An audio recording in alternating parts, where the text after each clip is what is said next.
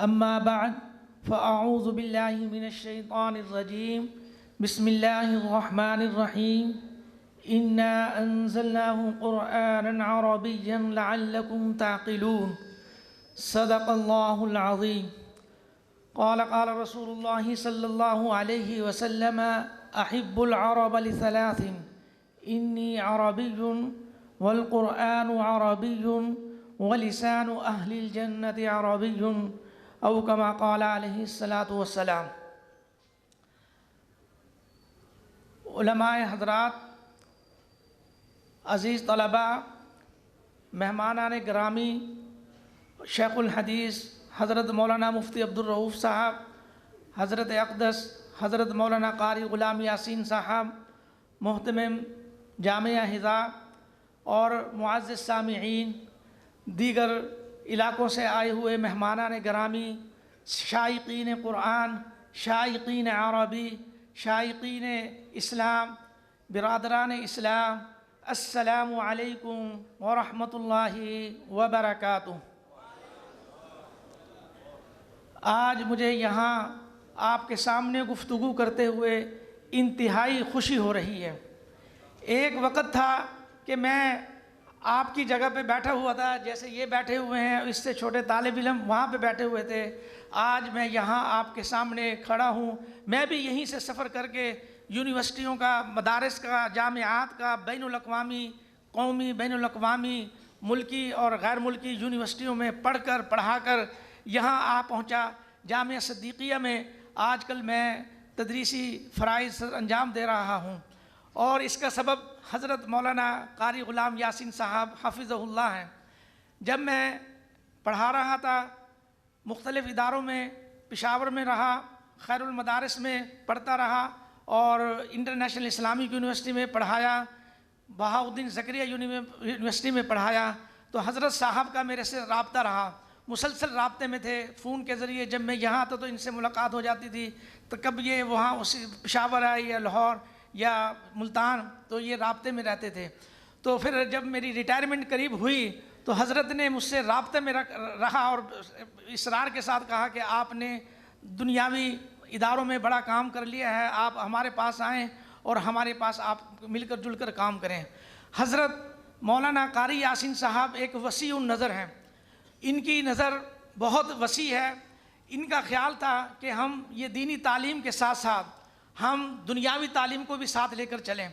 ان کے پروگرام تو بہت اونچے تھے کہ یہ کہتے تھے کہ جو دنیاوی تعلیم کے جو اصلی طالب کے طلباء ہیں، وہاں کے جو فارغ التحصیل ڈاکٹر، انجینئر اور وہاں کے جو گریجویٹ ہیں، وہ ہمارے ہاں مدرسے میں تعلیم حاصل کریں، ہم ان کو شارٹ کورس کے ذریعے دینی تعلیم دیں، اور اسی طریقے سے ہمارے فارغ التحصیل طلباء یونیورسٹیوں میں جا کے پڑھیں، یہ ایک تبادل کا انتظام ہو۔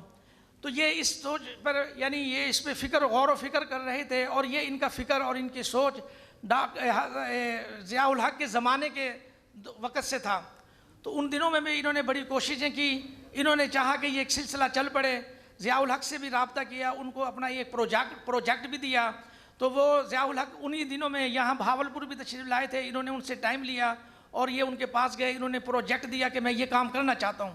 تو ضیاء الحق نے آرڈر کر دیے تھے آگے، تو انہی دنوں میں ان کی حادثے میں وہ یعنی وفات پا گئے۔ تو خیر ان کی سوچ یہ چلتی رہی، بڑھتی رہی۔ آخر کار اب انہوں نے یہ ایک سوچا کہ ہم کس طریقے سے یہ کالج اور یونیورسٹی کے جو طلباء ہیں، سکول کے طلباء ہیں، ان کو ہم اپنے قریب کیسے لے کر آئیں۔ تو اس سلسلے میں ایک یہ حفاظ ایجوکیشن سسٹم ہم نے شروع کرنا چاہ رہے ہیں۔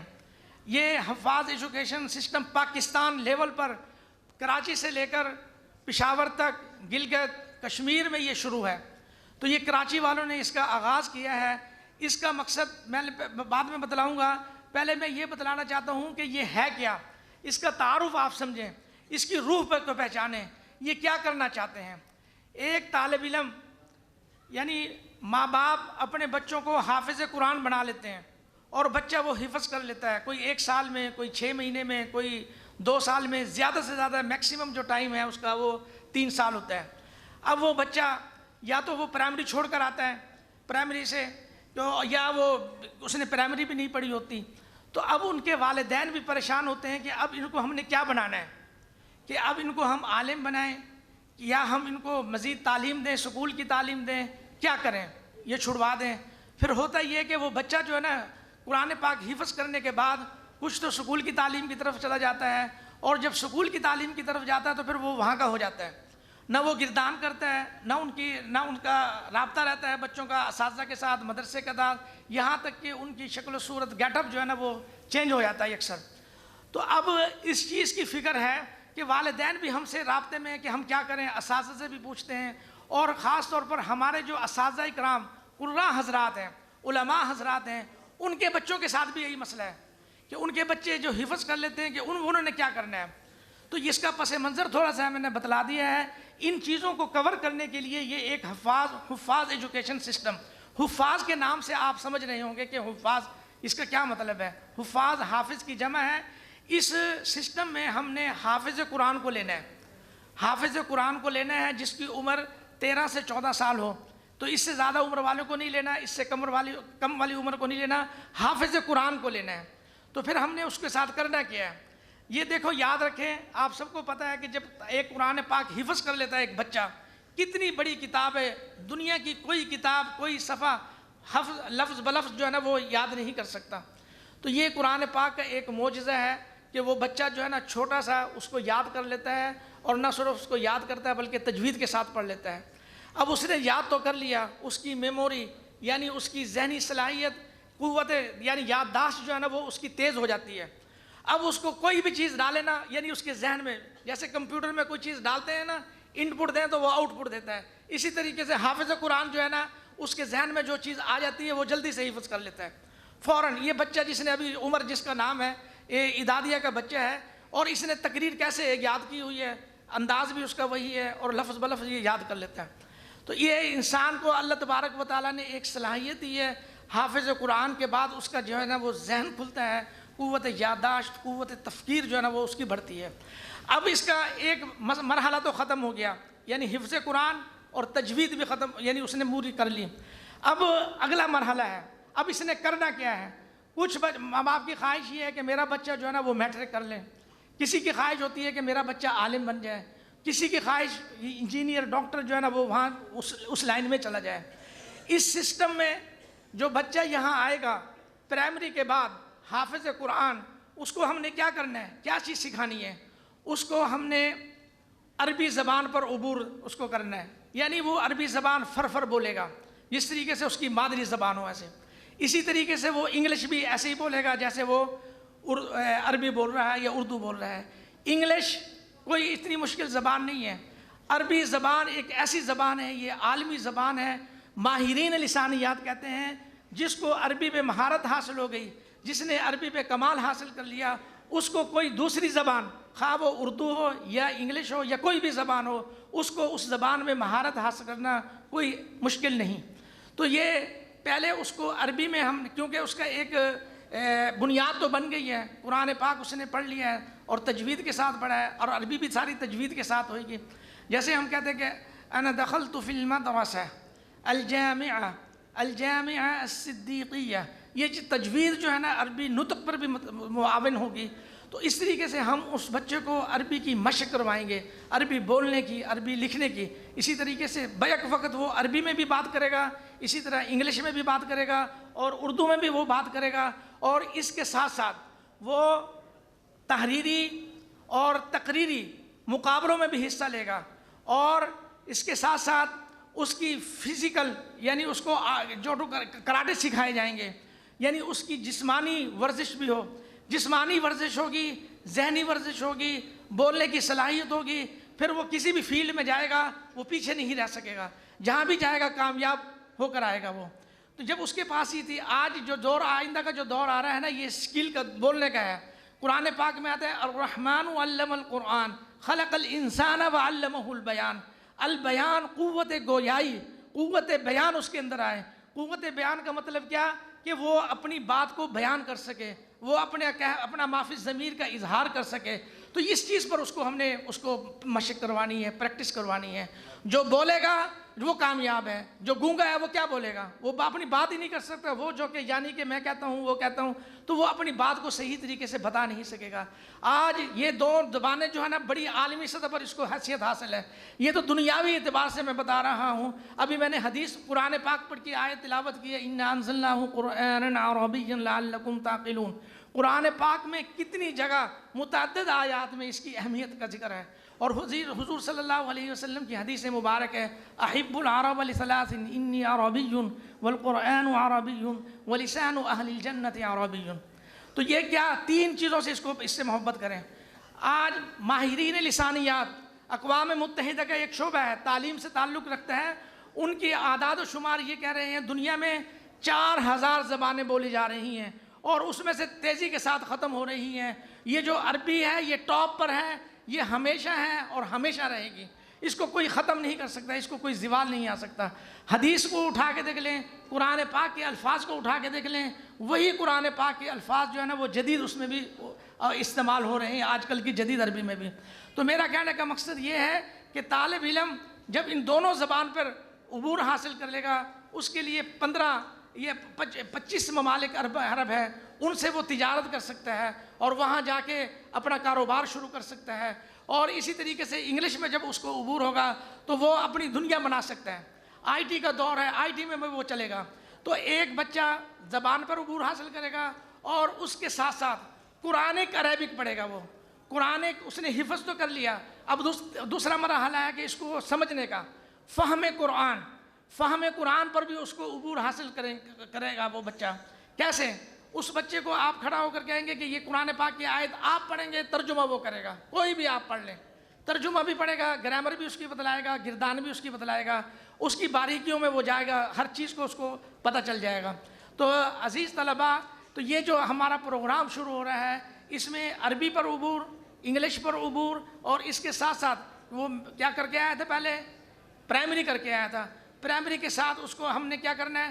6، 7، 8، 9، 10، اور اس کے بعد یعنی ایف 11، 12، اس کو بورڈ کا بھی امتحان دلوائیں گے۔ اب وہ بچہ اس طریقے سے تیار ہوگا، ایف ایس سی کے بعد اگر وہ عالم بننا چاہے تو اس کے لیے دروازے کھلے ہیں، وہ عالم بن جائے، ادھر وفاق کا امتحان دیں، اور اسی طریقے سے کسی نے کالج میں جانا ہے، آگے یونیورسٹی میں جانا ہے، ڈاکٹر بننا ہے، انجینئر بننا ہے، اس کے اندر وہ بھی صلاحیت ہوگی، انجینئر کے میں بھی وہ جا سکتا ہے، اور جس شعبے میں بھی وہ جانا چاہے وہاں پر وہ جا سکتا ہے۔ یہ اس طریقے سے یہ پروگرام ہمارا شروع ہو رہا ہے، یہ شوال سے یہ باقاعدہ اس کا آغاز ہوگا، اس کی رجسٹریشن جو ہے نا وہ ابھی سے جاری ہے۔ تو آپ ابھی سے ہی جن کے بچے قرآن پاک پڑھ چکے ہیں وہ اس سسٹم میں آئیں۔ آئندہ مجھے لگ رہا ہے ایسے ہے کہ یہ ہم یعنی اب پہلا 1 سال اس میں داخلہ ہم دے رہے ہیں، اور آئندہ کے ساتھ آئندہ سالوں میں یہ ہو سکتا ہے کہ سارا کا سارا سسٹم اسی میں کنورٹ ہو جائے، جو یہ چل رہا ہے یہاں پر نظام پوری پاکستان میں۔ تو ہمارا یہ پہلا سال ہے انشاءاللہ، اس میں محدود سیٹیں ہیں، تو اس میں بڑھ چڑھ کر حصہ لیں۔ داخلے کا شیڈول جاری کر دیا گیا ہے، اور جگہ جگہ پر اس کے اشتہارات بھی لگے ہوئے ہیں، اس کا آپ پمفلٹ بھی لے سکتے ہیں۔ اور اسی کے ساتھ میں ایک چھوٹی سی نظم پڑھوں گا عربی زبان کی اہمیت کے بارے میں، وصف لسان عربی، اس کا عنوان ہے وصف لسان عربی۔ خالق کی زبان ہے، ازلی ہے، ابدی ہے، یہ مختصراً وصف لسان عربی ہے۔ پہنچی ہمیں استاد ملائک کی زبانی، لہجے کی لطافت اسے حوروں سے ملی ہے، اصوات کی نرمی میں مخارج کی نزاکت، کھل جانے کو انگڑائی کلی توڑ رہی ہے۔ تو یہ میں نے چند اشعار آپ کے سامنے پڑھے ہیں۔ تو یہ عزیز طلباء ہمارے جامعہ کے فارغ التحصیل ہو رہے ہیں، ان کے لیے ایک نظم کے کچھ اشعار ہیں جو امام شافعی رحمہ اللہ نے کہے تھے۔ قال الامام شافعی رحمہ اللہ: اخی لن تنال العلم الا بستة سأنبئك عن تفصيلها ببياني، ذكاء وحرص واجتهاد وبلغة وصحبة الأستاذ وطول زماني۔ یہ جو فارغ التحصیل طلباء، ان کی تعلیم کا ایک مرحلہ ابھی مکمل ہوا ہے، ستاروں سے آگے جہاں اور بھی ہیں، عشق کے امتحان ابھی اور بھی ہیں، تو امام شافعی رحمہ اللہ نے کہا علم حاصل کرنے کے لیے 6 چیزوں کا ہونا ضروری ہے، 6 چیزوں کا۔ سب سے پہلے وہ کہتے ہیں کہ ذکاء و حرص و اجتہاد و بلغت و صحبت الاستاد و طول الزمانی۔ ذہانت، حرص کا معنی یہاں پر خواہش، و اجتہاد کوشش، اور اس کے بعد مہارت اور استاد کی صحبت، اور زمانہ بھر اس کام میں لگے رہنا ہے۔ اس کام میں لگے رہنا، یہ نہیں ہے کہ اب ہماری تعلیم ختم ہو گئی ہے، اساتذہ کے ساتھ رابطے میں رہنا ہے اور اس کو زندگی بھر۔ اب پہلے تو کیا تھا آپ کا تعلیم و تعلم ہوتا ہے نا، خیرکم من تعلم القرآن وعلمہ۔ اب آپ کا ایک مرحلہ تعلم والا ختم ہوا تو اب تعلیم والا مرحلہ شروع ہوگا۔ اسی کے ساتھ میں اپنی بات کو ختم کرتا ہوں، اور آخر میں اس محفل کو سجانے والے جتنے بھی حضرات، انتظامیہ اور اس کی ٹیم کو مبارکباد دیتا ہوں کہ انہوں نے آپ حضرات کے لیے ایک خوبصورت محفل سجائی جس میں نظم بھی ہے، اور بڑے بڑے اسکالر علماء حضرات شیوخ اس میں آئے، انہوں نے اپنے اپنے یعنی خطابت کا مظاہرہ کیا، اپنے علم کے بارے میں ہمیں بتلایا، ہم مستفید ہوتے رہے۔ اسی طریقے سے میں آپ سے اجازت چاہوں گا۔ اسأل اللہ تعالی ان یوفقنا جمیعا لکل خیر و سعادہ، والسلام علیکم ورحمۃ اللہ وبرکاتہ۔